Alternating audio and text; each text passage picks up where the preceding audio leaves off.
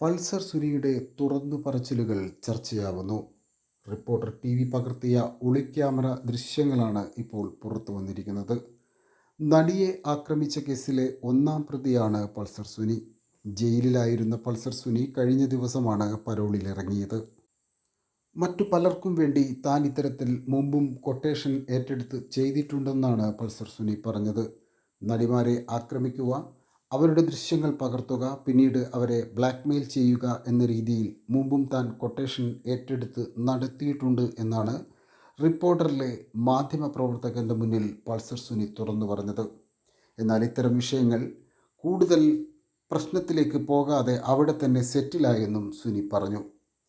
താൻ മുമ്പ് നടത്തിയ കൊട്ടേഷൻ്റെ കാര്യങ്ങളെല്ലാം ദിലീപിന് അറിയാമായിരുന്നു എന്നാണ് പൾസർ സുനിയുടെ മറ്റൊരു വെളിപ്പെടുത്തൽ. അങ്ങനെയാണ് തന്നെ ഈ കാര്യങ്ങൾ ഏൽപ്പിച്ചതെന്നും 1.5 കോടി രൂപയ്ക്കാണ് താൻ കൊട്ടേഷൻ ഏറ്റെടുത്തത് എന്നും അതിൽ 70 ലക്ഷം രൂപ തനിക്ക് കിട്ടിയിട്ടുണ്ട് എന്നും സുനി സമ്മതിച്ചു.